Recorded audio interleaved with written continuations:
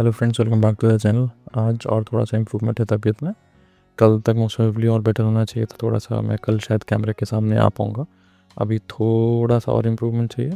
ठीक है, आइए चलिए डिस्कशन कर लेते हैं। देखो, आज हमारा डिस्कशन यही था कि इसके भी यहाँ पे हमको मिलेगा तो हम एक क्वालिफिकेशन ट्राई करेंगे, है ना। इसके ऊपर भी हम क्वालिफिकेशन ट्राई करेंगे, यहाँ से हम प्रोटिफिकेशन ट्राई करेंगे। ऐसा सेम था क्योंकि हमको कल डेटा पॉजिटिव था। तो हमने मतलब ये पहली बात तो गैप अप की चांस थी, तो हमने कहा अगर बहुत गैप खुल जाएगा तो पुट ले लेंगे। अगर हमको कहीं बाई चांस यहाँ नीचे यहाँ मिल जाता है, यहाँ मिल जाता है, यहाँ कहीं मिल जाता है तो हम कॉल ले लेंगे।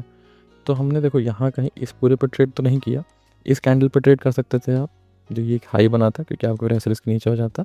और किसी ने मान लो कि अगर इसके निकलने पे इसके क्लोज पे ट्रेड लिया होगा तो भी आपका प्रॉफिट बना होगा। बस इस रेड कैंडल से अगर आप कंफ्यूज नहीं हुए होंगे तो बन गया होगा, जबकि रेड कैंडल बहुत कंफ्यूजिंग थी। तो मैं उतना इजी नहीं बोलूँगा आज का ट्रेड, क्योंकि बहुत साइडवेज था। इजी नहीं बोलूँगा बट ठीक है, मतलब इट वाज कि कर सकते थे बट बहुत it was not very easy. अगर किसी को लॉस भी हुआ है तो मिनिमम लॉस हुआ होगा, तो थोड़ा सा उसको सेव रखिएगा, ठीक है ना। अगर FIDI डेटा की बात कर लेते हैं तो FIDI डेटा देखो सेलिंग हुई नहीं है, तो इसका मतलब है कि कल की डेट में कुछ इनको श्योरिटी नहीं है। जबकि फ्यूचर्स में बाइंग हुई है बट यहाँ पे सेलिंग नहीं हुई। सेलिंग नहीं हुई मतलब कि उनको पता नहीं है। देखो, इसका दो रीज़न है। कल 10 बजे आपका वो है, क्या कहते हैं, RBI पॉलिसी है, और सुबह 5:30 बजे वो टाइम ख़त्म हो जाएगा, वो जो ट्रम्प ने अल्टीमेटम दिया है ना, इंडियन टाइम IST, ये दोनों IST है, तो वो ख़त्म हो जाएगा। इसलिए यहाँ पे कुछ ऐसा डेटा है नहीं, क्योंकि कुछ नहीं पता कि अब IST ख़त्म होने पे क्या करेंगे ट्रम्प और क्या बकवास होने वाली है। अगर आप यहाँ पे देखो ADRs में तो ADRs बैंक्स का अच्छा भी नहीं, सॉरी IT है, ये विप्रो और इन्फोसिस का अच्छा है, तो IT का अच्छा है और बैंक्स इज़ ओके। तो बट स्टिल अगर आप ग्लोबल पे देखोगे तो ये नीचे है, 150 पॉइंट गिफ्ट निफ्टी नीचे है, डाउ जोन्स 85 पॉइंट ऊपर, लगभग साइडवेज है, क्योंकि ये भी वेट कर रहा होगा कि देखो कल क्या होने वाला है, लेट्स सी।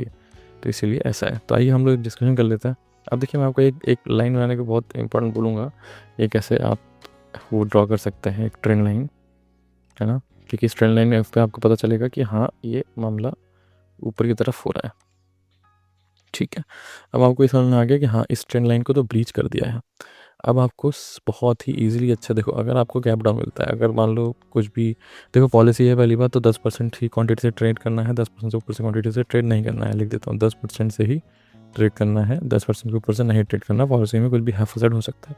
अगर आपको यहाँ पे मिलता है तो इसके नीचे आप SL रख सकते हो। आप चाहो तो इस कैंडल के नीचे SL रख सकते हो। बहुत बड़ा SL है, आई नो, क्योंकि अगर ये 36 है और ये आपका कैंडल कहाँ आ रही है, इस कैंडल की क्लोज क्या है, 90, अराउंड 50, 30, 60, अराउंड 60 पॉइंट का SL है। तो SL तो बड़ा है, तो SL यहाँ ले सकते हो। तो यहाँ से आप एक कॉल की पोजीशन ले सकते हो, 1:1 का भी 60 से 100 पॉइंट का आपको यहाँ पे मिल जाएगा आपको, तो आप वो ले सकते हो, ठीक है। अगर आपको गैप अप मिलता है तो ये पूरा ही रेजिस्टेंस जोन है, इसके ऊपर निकलना पड़ेगा कॉल के लिए। तो इसके ऊपर जब निकले तब देखेंगे, बट यहाँ पे एक पुट की पोजीशन आप ले सकते हो।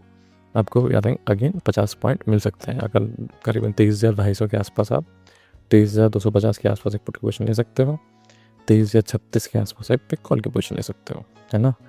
अब अगर इसको वापस इस जोन में अब इसको हटा देते हैं, अगर जस्ट इन केस अगर कुछ भी बहुत बैड न्यूज़ है, कुछ गलत हरकत होती है, तो फिर इसको वापस जोन में जाना है तो भी आपको श्योरिटी मिलेगी इस लाइन के नीचे। तो अगर ये फिर से इसके अंदर घुस जाता है तो आप ये जो लाइन जहाँ पे ये जो 22,922 के नीचे कहीं पे भी ये लाइन जहाँ पे भी ब्रीच हो, वहाँ पे आप पुट की पोजीशन ले सकते हो। आपके 22,750 या 22,800 तक के भी आपके 100 पॉइंट के टारगेट हो सकता है। आपको लॉजिक समझ में आया हो तो बहुत अच्छी बात है, थैंक यू सो मच। नहीं समझ में आया तो एक बार थोड़ा बैक करके सही से समझ लेना।